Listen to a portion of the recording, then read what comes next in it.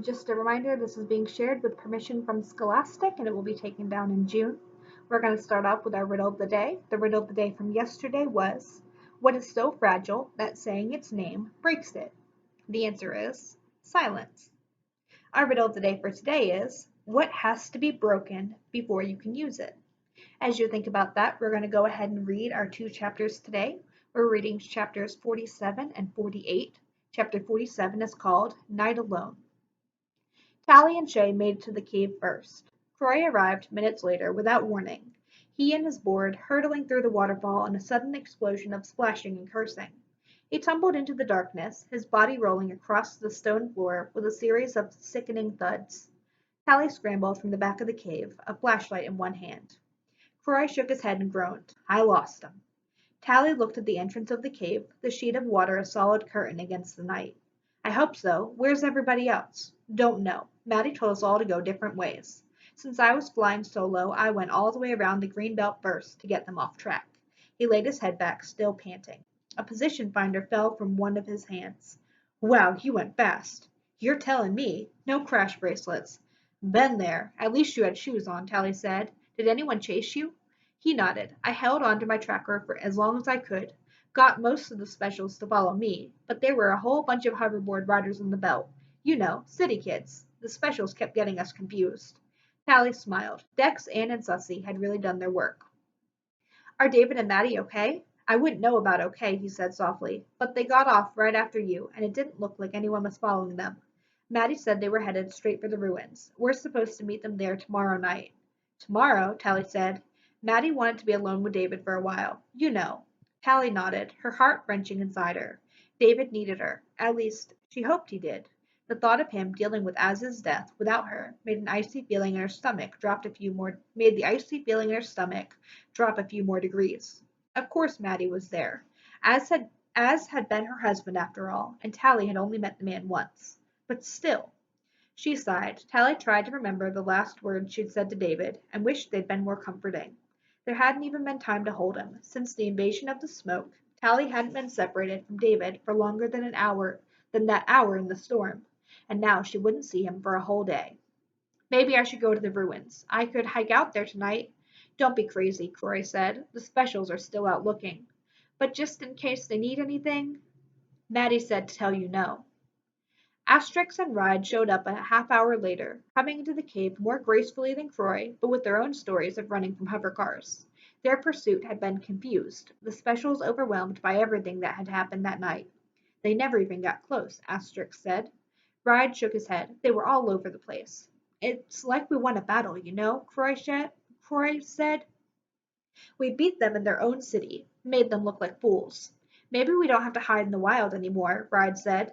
It could be like back when we were uglies, playing tricks, but telling the whole city the truth. And if we got caught, Tally can come and rescue us, Cora shouted. Tally tried to smile at their cheers, but she knew that she wouldn't feel good about anything until she saw David again. Not until tomorrow night. She felt exiled, shut out from the one thing that really mattered.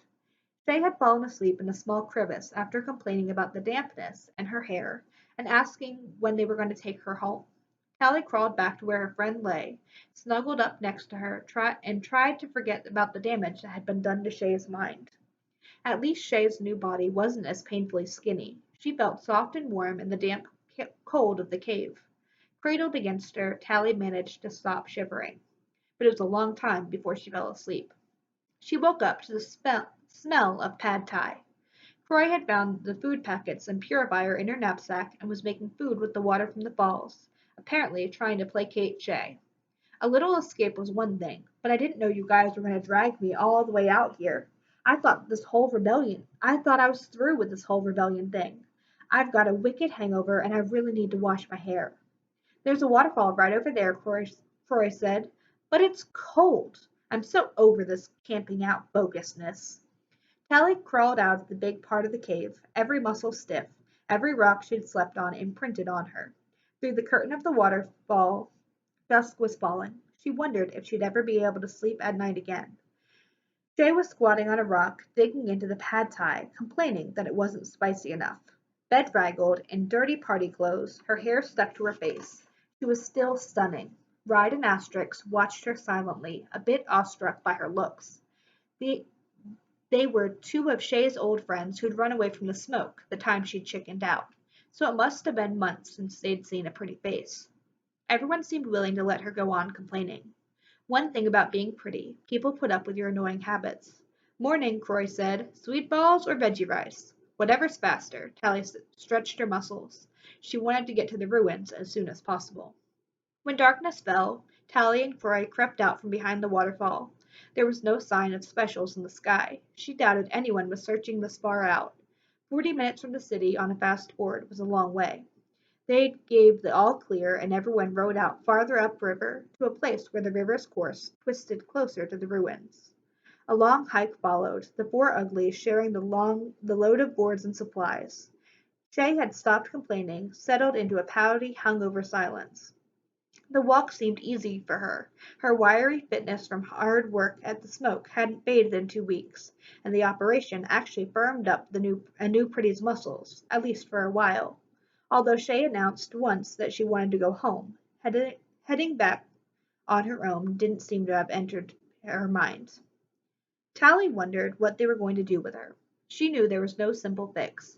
Maddie and Az had worked for 20 years to no avail, but they couldn't leave Shay like this. Of course, the moment she was cured, her hatred for Tally would return. Which was worse, a friend with brain damage or one who despised you?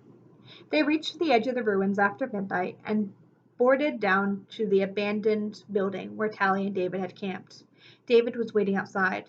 He looked exhausted, the dark lines under his eyes visible even in starlight, but he embraced Tally the moment she stepped from the board, his arms tight around her, and she hugged him back hard. Are you okay? She whispered, then felt idiotic. What was he supposed to say to that?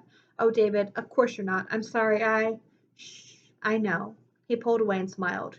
Relief flowed through Tally, and she squeezed David's hands, confirming the realness of him. I missed you, she said. Me too. He kissed her. You two are just so cute, Shay said, combing her hair with her fingers after the windy ride. Hi, Shay. David gave her a tired smile. You guys look hungry. Only if you have any non-bogus food, Shay said. Afraid not. 3 kinds of reconstituted curry. Shay groaned and pushed past him into the crumbling building. His eyes followed her, but without any of the awe still in Ryder and Asterix's faces. It was as if David didn't see her beauty. He turned back. We finally got some luck. Tally looked into his lined, fatigued face. Really? We got that tablet working. The one Dr. Cable was carrying? Mom was yanking the phone part out so they couldn't track us through it, and she got it to display Cable's work data. About what? All her notes on making pretties into specials. Not just the physical part, he pulled her closer, but about how the brain lesions work. It's everything my parents weren't told when they were doctors. Tally swallowed. Shay? He nodded. My mom thinks we can find a cure. Next chapter, Hippocratic Oath. They stayed at the edge of the rusty ruins. Occasionally, hover cars would pass over the crumbling city, threading a slow search pattern across the sky. But Smokies were old hands at hiding from satellites and aircraft. They placed red herrings across the ruins, chemical glow sticks that gave off human-sized pockets of heat, and covered the windows of their building with sheets of black mylar. And of course the ruins were very large. Finding 7 people in what had once been a city of millions was no simple matter. Every night Tally watched the influence of the new smoke grow. A lot of uglies had seen the burning message on the night of the escape, or had heard about it, and the nightly pilgrimages out to the ruins slowly increased, until sparklers wavered atop high buildings from midnight until dawn. Tally, Ride, Croy, and Asterix made contact with the city uglies, starting new rumors, teaching new tricks, and offering glimpses of the ancient magazines the boss had salvaged from the smoke. If they doubted the existence of special circumstances, Tally showed them the plastic handcuff bracelets still encircling her wrists, and invited them to try to cut the cuffs off. One new legend towered above all the rest. Maddie had decided that the brain lesions couldn't be kept a secret anymore.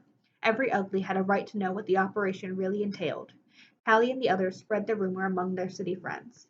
Not just your face was changed by the knife.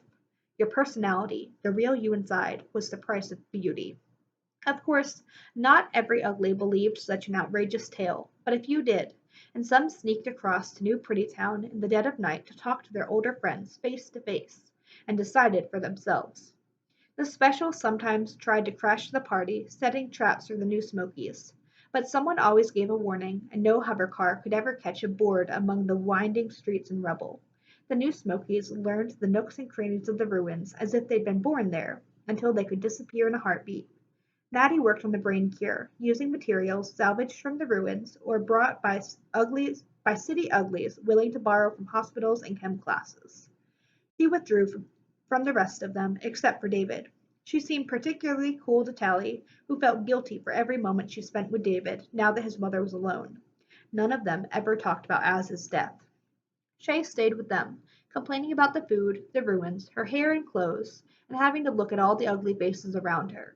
But she never seemed bitter, only perpetually annoyed. After the first few days, she didn't even talk about leaving. Perhaps the brain damage made her pliant, or the fact that she hadn't lived in New Prettytown for long. She still remembered them all as friends. Tally sometimes wondered if Shay secretly enjoyed having the only pretty face in their little rebellion. Certainly she didn't do any more work than she would have in the city. Ride and Astrict obeyed her every command.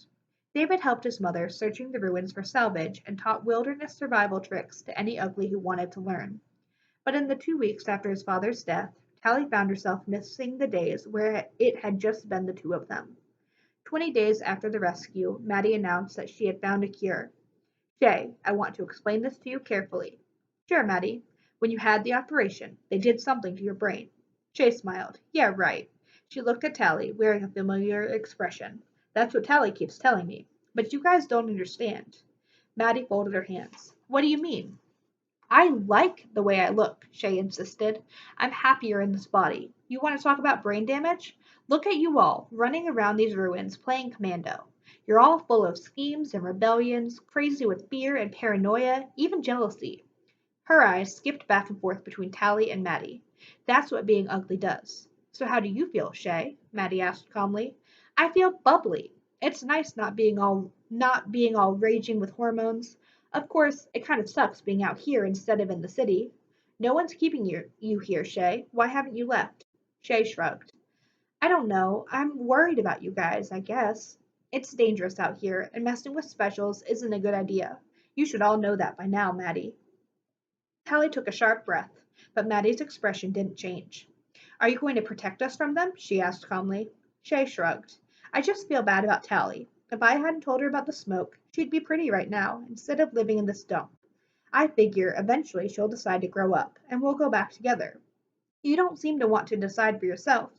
Decide what? Shay rolled her eyes, looking at Tally to confirm what a bore this was.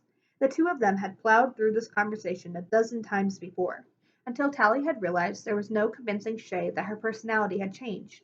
To Shay, her new attitude was simply the result of growing up, moving on, and leaving all the overheated emotions of ugliness behind. You weren't always this way, Shay, David said. No, I used to be ugly. Maddie smiled gently. These pills won't change the way you look. They'll only affect your brain, undoing what Dr. Cable did to the way your mind works. Then you can decide for yourself how you want to look. Decide? After you've messed with my brain? Shay, Tally said, forgetting her promise to remain silent. We're not the ones messing with your brain. Tally, David said softly. That's right. I'm the one who's crazy. Shay's voice took the tone of her daily round of complaining. Not you guys who live in a broken down building on the edge of the dead city, slowly turning into freaks when you could be beautiful. Yeah, I'm crazy all right for trying to help you. Tally sat back and crossed her arms, silenced by Shay's words. Whenever they had this conversation, reality became a little unhinged, as if she and the other new Smokies might really be the insane ones. It felt like Tally's horrible first days in the smoke, when she hadn't known whose side she was on. How are you helping us, Shay? Maddie asked calmly. I'm trying to get you to understand. Just like you did when Dr. Cable used to bring you by my cell? Shay's eyes narrowed, confusion clouding her face, as if her memories of the underground prison didn't fit in with the rest of her pretty world view. I know Dr. C was horrible to you, she said. The specials are psycho. Just look at them. But that doesn't mean you have to spend your whole lives running around. That's what I'm saying. Once you turn, specials won't mess with you. Why not? Because you won't make trouble anymore. Why not? Because you'll be happy. Shay took a couple of deep breaths, and her usual calm returned. She smiled, beautiful again, like me. Maddie picked up the pills on the table in front of her. You won't take these willingly? No way. You said they're not even safe. I said there was a small chance something could go wrong. Shay laughed. You must think I'm nuts. Even if those pills work, look what they're supposed to do. From what I can tell, cured means jealous, self-important, whiny little ugly brain. It means thinking that you've got all the answers. She crossed her arms. In a lot of ways, you and Dr. Cable are alike. You're both convinced that you've personally got to change the world. Well, I don't need that, and I don't need those. Okay, then. Maddie picked up the pills and put them in her pocket. That's all I have to say. What do you mean? Tally asked. David squeezed her hand. That's all we can do, Tally. What? You said we could cure her. Maddie shook her head. Only if she wants to be cured. These are experimental, Tally. We can't give them to someone against her will, not when we don't know if they'll work. But her mind, she's got the lesions. Hello, Shay called. She is sitting right here. Sorry, Shay, Maddie said mildly. Tally? Maddie pulled aside the mylar barrier, stepping out onto what the new Smokies called the balcony. It was really just part of the top floor of the building, where the roof had collapsed entirely, leaving a sweeping view of the ruins. Tally followed her. Behind her, Shay was already talking about what was for dinner. David came out a moment later. So we give her the pill secretly, right? Tally whispered. No, Maddie said firmly. We can't. I'm not just going to do medical experiments on unwilling patients. Medical experiments? Tally swallowed. David took her hand. You can't know for sure how something like this will work. It's only a 1% chance, but it could screw her brain up forever. But it's already screwed up. But she's happy, Tally. David shook his head, and she can make decisions for herself. Tally pulled her hand away, staring out over the city. A sparkler was already showing on the tall spire. Uglies come to gossip and trade. Why did we even have to ask? They didn't get her permission when they did this to her. That's the difference between us and them, Maddie said. After Az and I found out what the operation really meant, we realized that we'd been party to something horrible. People had had their minds changed without their knowledge. As doctors, we took an ancient oath to never do anything like that. Tally looked into Maddie's face. But you weren't going to help Shay. But if you weren't going to help Shay, why did you bother finding a cure? If we knew the treatment would work safely, then we could give it to Shay and see how she felt about it later. But to test it, we need a willing subject. Where are you ever going to find one? Anyone who's pretty is going to say no. Maybe for right now, Tally, but if we keep making inroads into the city, we might find a pretty who wants out. But we know Shay is crazy. She's not crazy, Maddie said. Her arguments make sense. In fact, she's happy as she is, and she doesn't want to take a deadly risk. But she's not herself. We have to change her back. Az died because someone thought like that, Maddie said grimly. What? David put his arms around her. My father cleared his throat, and Tally waited in silence. Finally, he would tell her how Az had died. He took a slow breath before continuing. Dr. Cable wanted to turn them all, but she was worried about Mom and Dad and how they might talk about the brain lesions even after the operation, because they had been so focused on them for so long. David's voice trembled, but it was soft and careful, as if he didn't dare put any emotion into the words. Dr. Cable was already working on ways to change memories, a way of erasing the smoke forever from people's minds. When they took my father for the operation, he never came back. That's awful, Tally whispered. She gathered him into a hug. Az was the victim of a medical experiment, Tally, Maddie said. I can't do the same thing to Shay. Otherwise, she'd be right about me and Dr. Cable. But Shay ran away. She didn't want to become pretty. She doesn't want to be experimented on either.